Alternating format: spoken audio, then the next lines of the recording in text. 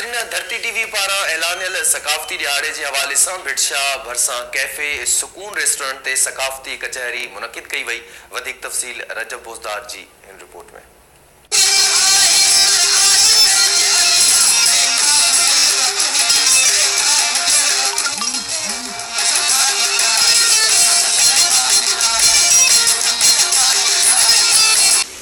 धरती टीवी पारा 2 डिसंबर ते सिंध जो सकाफ़ती ॾियारो मिट्टी मुंहिंजी माउ जे नाले सां मल्हायो पियो वञे।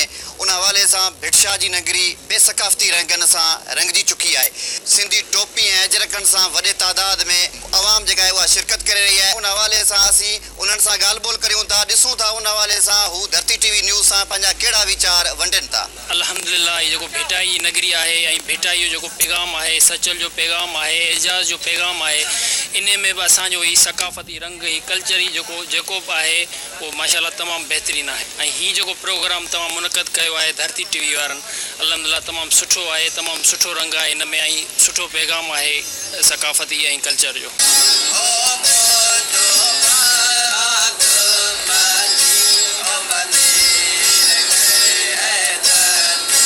अहिड़ा क़दम जेके आहिनि उहे सभ खां पहिरीं धरती टीवी खणे थी ऐं उन में ख़ासि करे सिंध जो पूरो रंग जेको आहे उहो नज़र अचे थो धरती टीवी जे इन प्रोग्रामनि में। अहिड़ा प्रोग्राम कराइण सां असांजे माण्हुनि में जेका बेचैनी आहे उहा ख़तमु थींदी हिननि प्रोग्रामनि सां। हीअ जेको सकाफ़ती प्रोग्राम आहिनि धरती टीवी वारनि जी जेको हिकु बहितरीनु क़दम आहे इन हवाले सां जेको कल्चर डे आयो असांजी सिंधी सकावत आहे ऐं सिंधी क़ौम खे उजागर करे ऐं सिंधी आवाम खे उत्साह ॾियण जे लाइ जेको क़दम खयो आहे इन ते लख लख माना जेको असां थोराए था आहियूं तव्हां धरती टीवी वारनि जा। सदा ख़ुशि ॾिसण थो मां चाहियां ही सिंधड़ी, मिट्टी माउ जी जल मुंहिंजी जान जिंदड़ी, मिट्टी माउ जी जल मुंहिंजी जान जिंदड़ी।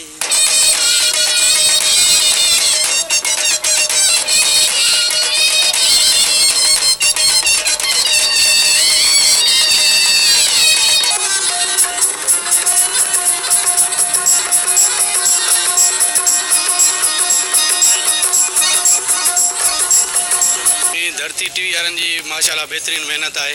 सिंध सां त असांखे बि प्यारु आहे। असां सिंध जी सकाफ़त जे करे हीअ एतिरो ख़र्चु कयो आहे। हीअ होटल जेकी ठाराई आहे इहा असां सिर्फ़ु ही सिंध धरती वारनि जे लाइ ठाराई आहे ऐं माशाअल्लाह बहितरीनु प्रोग्राम आहे। मैसेज इहो था कयूं ॾे पर ॾे वारनि पूरे सिंधियुनि खे त सिंधी ॾियारो जेको पंहिंजो ईंदो आहे उहो सभु भरपूर नमूने सां मल्हायो। धरती टीवी जा अहसान आहिनि जो अहिड़ी 14 चांडाण लाहे छॾी। मूंखे त ॾाढी ख़ुशी महसूसु थी आहे। धरती सिंध जा साईं मुर्शिद घोट भेटाई, तुंहिंजो रसालो राह ॾसींदड़ हक़ जी तुंहिंजी वाई। हिन साल जेको हिन जो नारो आहे त मिट्टी असांजी माउ, इहा तमामु माना हिकिड़ी अहिड़ी माना शइ आहे जंहिंमें सभु शयूं समाइजी थियूं वञनि। जेके सकाफ़त जे हवाले सां जेको ही हिते प्रोग्राम मुनक़िद कयो आहे ॾाढी ख़ुशी थी रही आहे। जी नाज़रीन धरती टीवी पारां सिंध जो सकाफ़ती ॾियारो 2 डिसंबर ते मल्हायो पियो वञे।